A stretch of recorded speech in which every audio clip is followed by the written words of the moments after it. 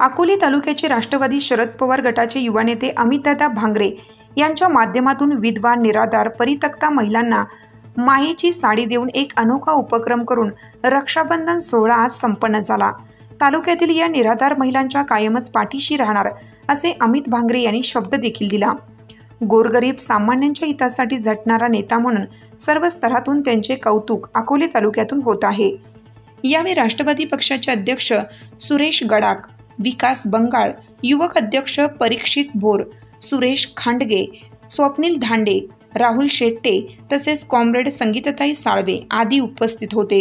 आजचा जो कार्यक्रम हा पार पडलाय, खरे तर ही आमच्या ज्या संगीताताई साळवे आहे त्यांची संकल्पना होती।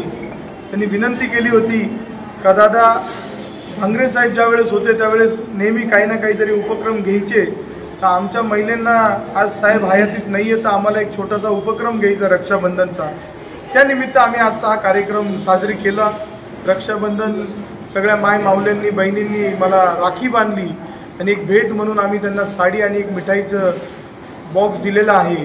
आणि आजच्या या कार्यक्रमामधून आम्ही त्यांना थोडंसं मार्गदर्शन किंवा एक दिशा देण्याचं काम केलेलं आहे।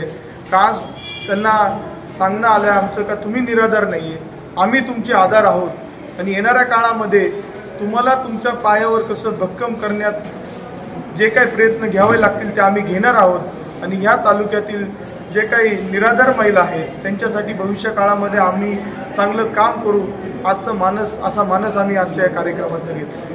शशिकांत सरोदे, जनप्रधान न्यूज, अकोले।